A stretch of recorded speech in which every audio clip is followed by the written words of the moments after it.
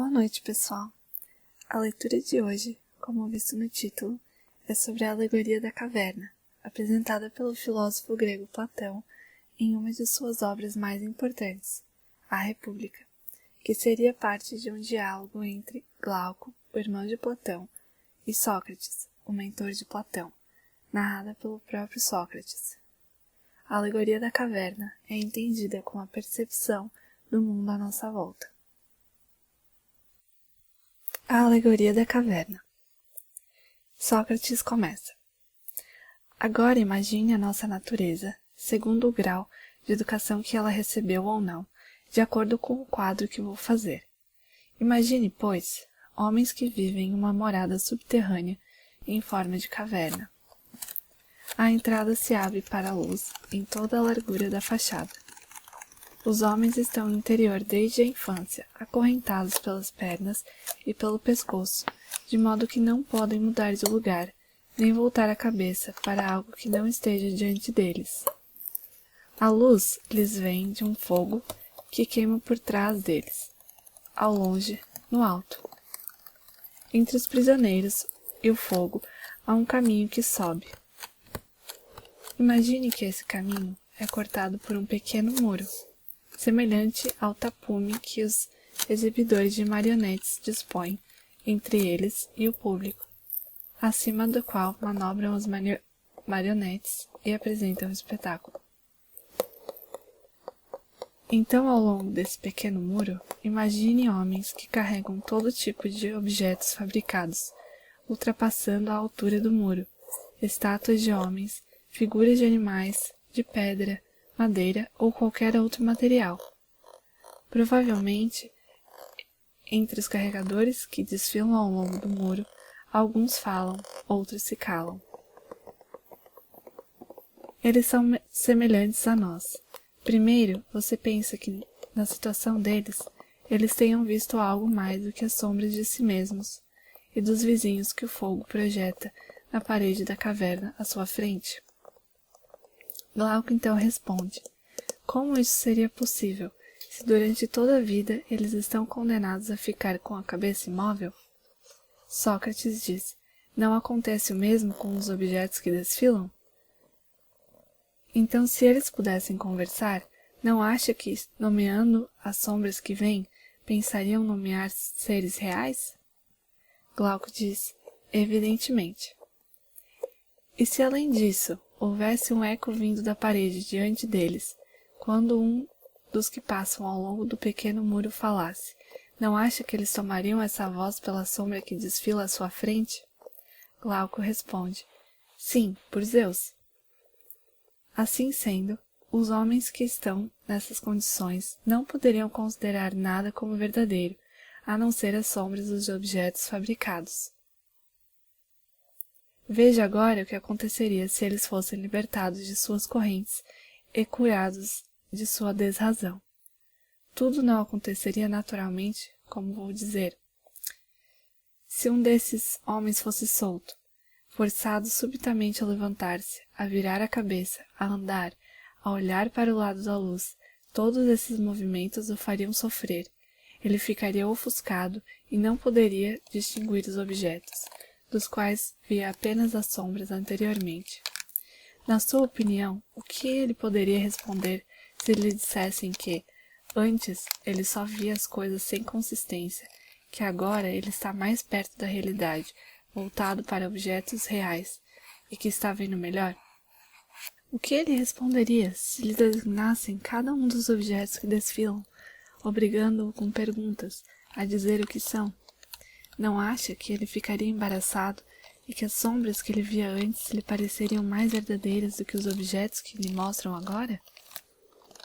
Certamente, elas lhe pareceriam mais verdadeiras. E se o forçassem a olhar para a própria luz, não acha que os olhos lhe doeriam, que ele viraria as costas e voltaria para as coisas que pode olhar e que as consideraria verdadeiramente mais nítidas do que as coisas que lhe mostram? Glauco diz: sem dúvida alguma.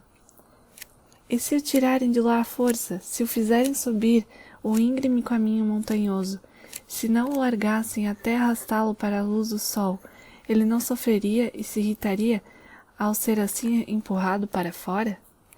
E, chegando à luz, com os olhos ofuscados pelo brilho, não seria capaz de ver nenhum desses objetos que nós afirmamos agora serem verdadeiros. Glauco responde: ele não poderá vê-los, pelo menos nos primeiros momentos. É preciso que ele se habitue, para que possa ver as coisas do alto. Primeiro, ele distinguirá mais facilmente as sombras, depois as imagens dos homens e dos outros objetos refletidas na água. Depois, os próprios objetos.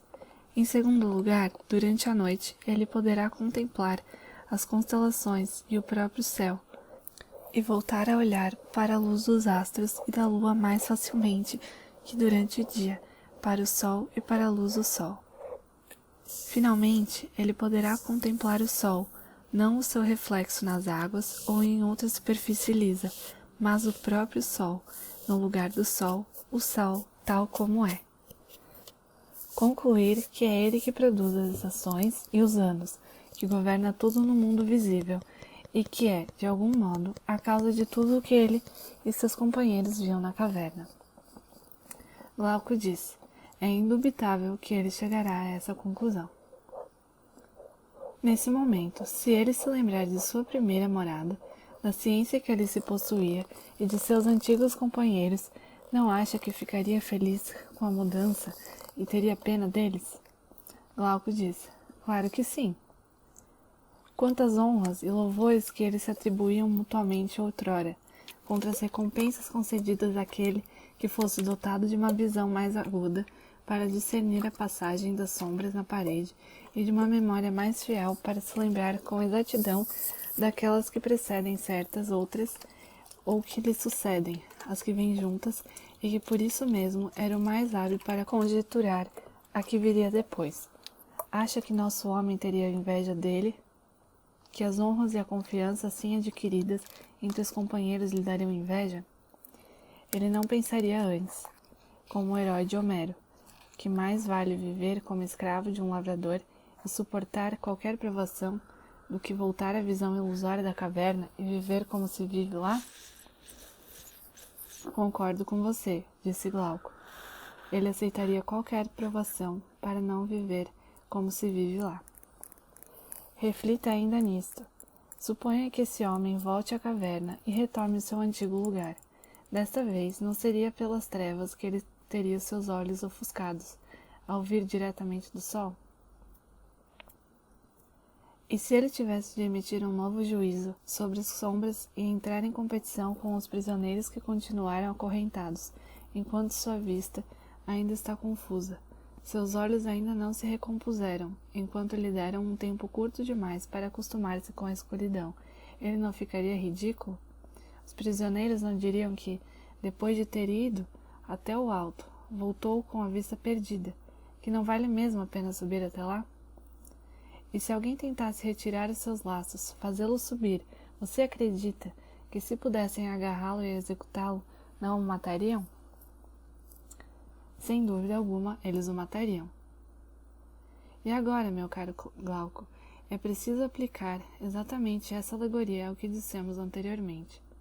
Devemos assimilar o mundo que aprendemos pela vista a estado na prisão, a luz do fogo que ilumina a caverna a ação do sol, quanto à subida e à contemplação do que há no alto.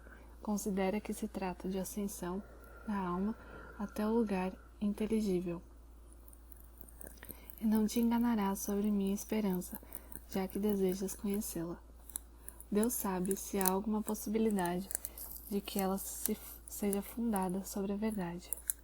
Em todo caso, eis o que me aparece, tal como me aparece. Nos últimos limites do mundo inteligível, parece-me a ideia do bem, que se percebe com dificuldade, mas que não pode se ver sem concluir que ela é a causa de tudo o que há de reto e de belo.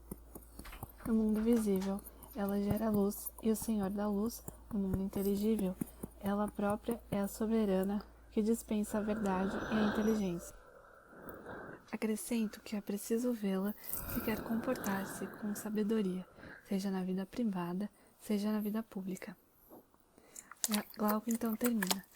Tanto quanto sou capaz de compreender-te, concordo contigo. Assim termina o mito da caverna. Resumindo, a história conta sobre a vida de prisioneiros que veem apenas as sombras da vida real, e que quando um deles descobre a verdade, o restante prefere não acreditar. É claro que existem várias interpretações para essa história, então eu vou falar algumas que eu acho que têm mais relevância. A primeira é que, de acordo com Platão, o conhecimento não vem de forma fácil. Obtê-lo é um processo que leva muito esforço. Pensar com a própria cabeça também pode trazer maus olhares do restante da sociedade, que é alienada. Também, a sociedade prefere não enxergar além da sua ilusão. Prefere ver o que lhe foi ensinado desde sempre, e não se preocupa em analisar o que é verdade e o que é mito, por simples acomodação. Além disso, muitas vezes temos pessoas que têm tanta sabedoria que quando se apresentam a um certo grupo, ele não o compreende por lhe faltarem a visão de mundo que só aquele indivíduo tem.